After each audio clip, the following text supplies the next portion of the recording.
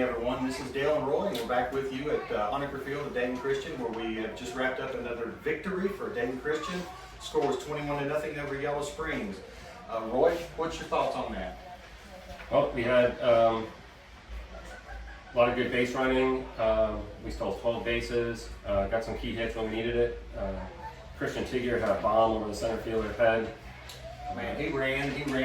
Yes. And I think the crowd went crazy over that one. And John Wright had a good hit. He had a couple of RBIs, and he hit that ball real good and solid too. So it's really good to see some of these younger players out there and doing some good things out there. So we always like to see that.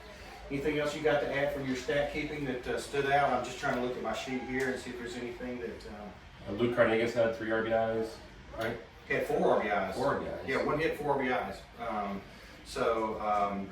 Yeah. Tell you what, let's just have Coach come on up. Doug, come on up.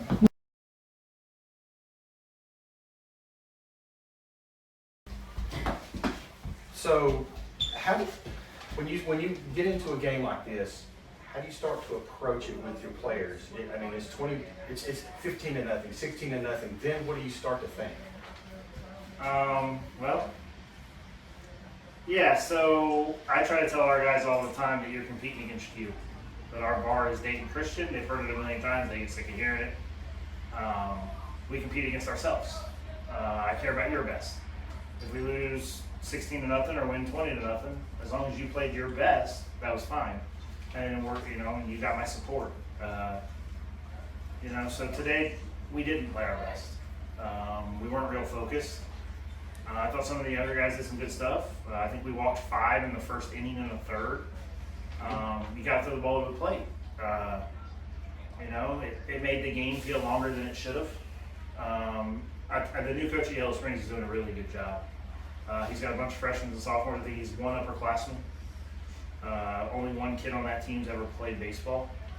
This coach is organized. I talked to him pregame. They're going to be a threat in a couple of years because he knows the game. He coaches it well. So this is, I think the days of Yellow Springs being Yellow Springs are coming to an end because I really like the coaching hire they made. But for us, like I said, we got to be more competitive in the zone. We ran the bases really well. We swung the bat pretty well when there were strikes to swing at. Christian, freshman coming up, hitting a big double. That was huge. It's going to be good for his confidence, which was great. John Wright has swung the bat all 3 games he's played exceptionally well. With John, and he knows this, is we got to find him a defensive position because he can really swing it. But right now he's not ready to play defensive varsity level. And with the 9 that we have, it's tough to break in as a DH because who are you going to hit for?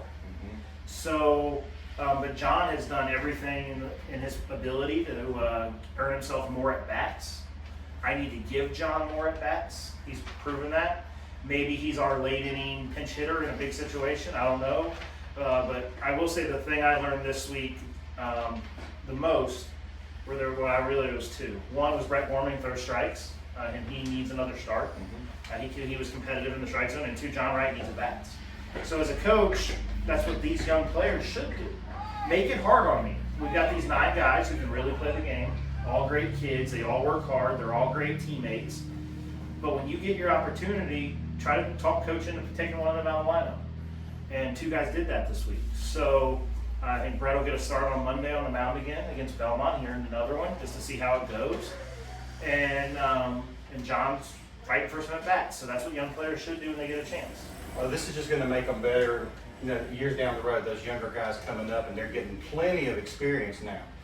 And many times I feel like our team sometimes has played better than maybe they were expected to play. And I think that they just got confidence in themselves. They really are a team. I mean, you go to the last guy on the bench to the top guy at the lineup, it's a team. It's like they all really enjoy being around each other. And I think that is a huge thing for you as a coach.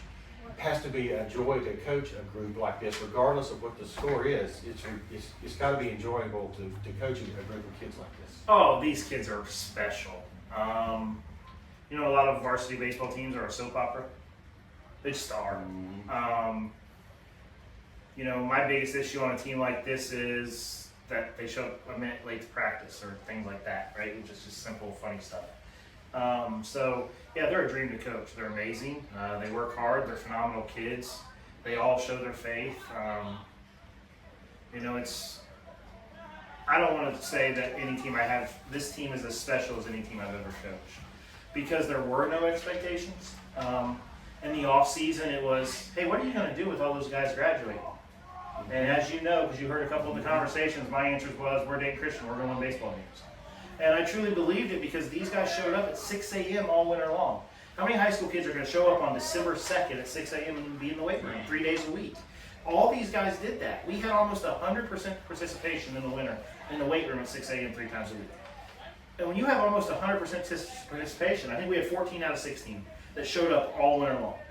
Now, 2 of them were lifting with football, so that is what it is. They lifted with football, so they were in the weight room too. So these guys have put the work in. And the truth of the matter is, as I told them, since the last game we played at Versailles, this group of baseball players has been in the weight room over 200 times now. They've been in the weight room over 200 times, and when you put in that kind of sweat equity, it doesn't allow you to quit. You have no quit in you. You've taken all the quit out. When you've created that level of expectation for yourself, we're going to compete on a day in and day out basis. These guys will fight you in Candyland. We may not be the most talented team in the world, but we will compete, and they will give us everything they have every day. And so it's an honor to be their coach. You know, as a coach, and I've coached in the past too, and I've always said, you know, hard work beats talent, and talent don't work hard.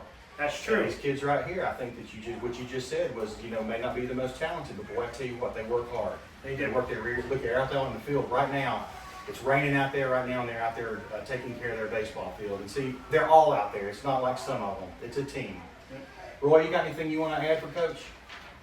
No, we got another game up here in, 12 hours or something like that? Yeah, so Trotwood has been moved to 9:30 tomorrow morning for anybody who wants to come out. And tomorrow it's going to be Ryan Edgerton's second start of the season. This week we used a different kind of pitching staff just because I wanted to give them a chance, but we're lined up nicely for our next 3 games now, our next 4. Ryan will go Saturday, Thursday, so he's on full rest for Thursday against Middletown Christian. Naaman's going to take the Tuesday start against Middletown Christian, and we're going to go with Brett on Monday, which allows us to set up both Scanlon's and Luke Carnegas for relief this week. That's perfect. That's perfect. And, you know, we had a challenge with the weather today, which was something the boys really haven't had to deal with in a game. You deal with a wet baseball, a ball that hits the outfield grass and skids and things like that. So they've had to deal with some things like that. I think that hopefully the field will be dry. It looks like next week's weather forecast looks to be better, but today's weather forecast looked to be really good until it didn't. At the last minute, somehow it changed. But this is Ohio, and that's Ohio weather, right? You hang around 15 minutes and it'll change, right? Yeah. So, hey, look, 9:30 tomorrow morning. We want everybody that can be out here to be out here. Call your friends, call your neighbors, call your congressman and senator. Have them come out, watch us play, okay? These boys deserve to be, as Coach said, as hard as they're out there working, you guys need to come out here and watch them and give them kudos for everything that they've done.